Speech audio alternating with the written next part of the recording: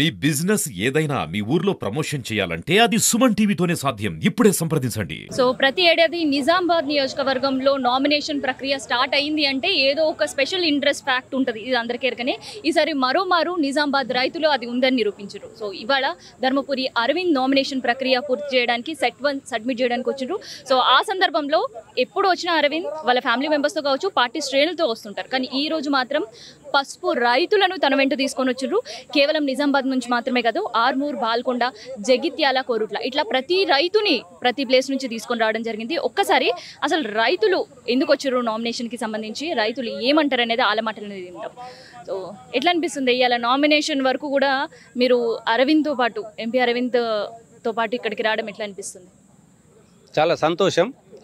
గత 30-40 సంవత్సరాల నుంచి ఈ మన దేశంలోనే అత్యధిక పసుపు పండించే ప్రాంతం తెలంగాణలో ప్రత్యేకంగా నిజామాబాద్లో ఆర్మూర్ మరియు మెట్పల్లి డివిజన్లలోనే పండిస్తాం.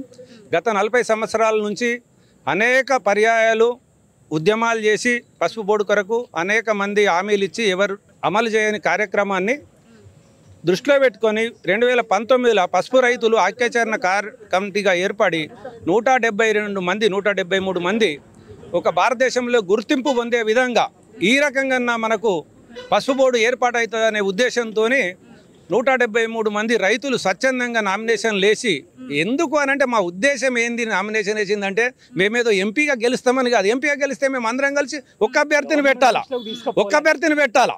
కానీ మేమేమనుకున్నాము, అత్యధిక మంది పోవలసిన సమస్య కాబట్టి అధినేత దృష్టికి పోవాలనే ఉద్దేశంలో వేసినాము. దాన్ని ఫార్వర్డ్ చేయడానికి మా ప్రాంత ఎంపీగా ఈ రైతుల పక్షాన భారత ప్రధానమంత్రికి ఈ సమస్యను విన్నవించి మెప్పించి ఒప్పించి అనితర సాధ్యమైనటువంటి సమస్యని పసుపు బోర్డుని ఏర్పాటు చేయడానికి వాళ్ళు అపారమైన కృషి చేసి, ఆ కృషి పుణ్యమే ఈరోజు పోయిన సంవత్సరం 5-6 వేలు క్వింటాలు ఉన్న పసుపు 20,000 వరకు కూడా పోవడం జరిగింది.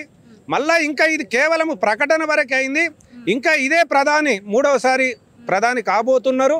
మన ఎంపీ గారు కూడా ఇక్కడ ఈతనే గెలిస్తేనే ఇంకా భవిష్యత్తులో ఇది కార్యరూపం దాల్చి, ఈ వచ్చిన దాన్ని కార్యరూపం దాల్చాలంటే నారు పోసిన వాడే నీరు పోయాలంటే ఆ వ్యక్తే ఉండాలి అని ఈ పసుపు రైతులమంతా సంఘటితంగా కూడా మద్దతు తెలిపి ఈయనకు స్వచ్ఛందంగా మేము డబ్బులు ఆయన ఏదైతే రుసుము ఎవరన్నా ఒక్కరం ఇవ్వచ్చు, ఒక్కరిచ్చుడు గొప్ప విషయం కాదు. అందరం కలిసి సమైక్యంగా తలా 500,000 రూపాయలు ఇచ్చి సమిక్కిగా మేమే రుసుము చెల్లించి ఇలా నామినేషన్ వేయించడం జరిగింది. సో మీరు ఎక్కడి నుంచి వచ్చారు? మేము కూడా మా వన్నెలకే నుంచి వచ్చాం. సో ఎంతమంది రైతులు ఇవాళ వచ్చిండ్రు? ఇంతమంది రైతులు రావడానికి 20-30 ఏళ్ళ పోరాటం ఉంది. ఇది అది మేము అనుకున్న కళ నెరవేరింది కాబట్టి ఈసారి రైతు కళ్ళలో సంతోషం చూస్తున్నాం. పసుపు అమ్మినాక ఎన్ని సంవత్సరాలకి ఇట్లాంటి రేట్ వచ్చింది? ఇది ఇప్పుడు 14 సంవత్సరాలు అవుతుంది. 2010లో వచ్చింది, ఇప్పుడు మళ్ళీ 24లో వచ్చింది. అసలు అనుకున్నారా ఈసారి కన్స్కమ్ ఒక 10,000, 12,000 అయినా దాటుతుందని చెప్పి రేటు? మేము అనుకోలేదు. ఈ బోర్డు వచ్చిన తర్వాత మాకు ఒక నమ్మకం వచ్చింది, పసుపు పెరుగుతుందనే నమ్మకం వచ్చింది. అది పెరిగింది. ఈసారి ఎంత కమ్మిండ్రు మీరు పసుపు?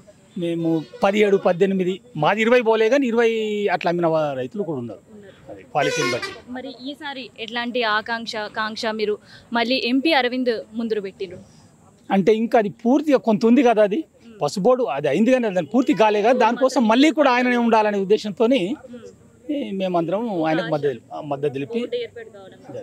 సో మరి ఇవాళ నామినేషన్ ప్రక్రియకి సిట్టింగ్ ఎంపీగా ఉన్న అరవింద్ నామినేషన్ ప్రక్రియకి మీరు అందరు కలిసి వచ్చారు. ఎన్నడైనా ఇట్లా ఎవరైనా రాజకీయ నాయకుడితో వెళ్ళిన సందర్భాలు ఉన్నాయా? ఇది తొలుతనా మీ జీవితంలో? మేము ఇట్లా రాలేదు, అంటే ఇట్లా ఒక ఉద్యమం నుంచి రాలేదు సార్. ఎవరు పిలిస్తే అట్లా చేసిండ్రు కానీ ఇప్పుడు మేము ఆ సంతోషంతోనే వచ్చినాం.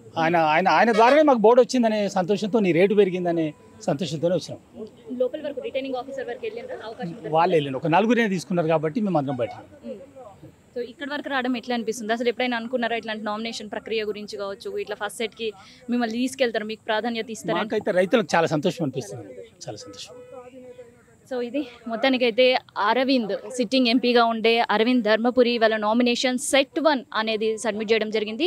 దీంతో పాటు మిగతా నేతలు కూడా సబ్మిట్ చేయడం జరిగింది. అయితే బాజిరెడ్డి గోవర్ధన్కి వచ్చేసరికి 2 సెట్లు ఇవాళనే నామినేషన్ ప్రక్రియ పూర్తి చేయడం జరిగింది. కానీ ఎవరు వచ్చినా కానీ ఇప్పటివరకు సామాన్యులు వస్తే ఇండిపెండెంట్స్ వాళ్ళకి తెలిసిన వాళ్ళతో వచ్చిండ్రు, అండ్ రాజకీయ నేతలు వస్తే మాత్రం వాళ్ళ పార్టీ బలగంతో వచ్చారు. కానీ ఎంపీ అరవింద్ మాత్రం కేవలం రైతులతో ఒక 100 మీటర్ల వరకు 58 మంది రైతులతో ఒక ర్యాలీగా వచ్చిండ్రు.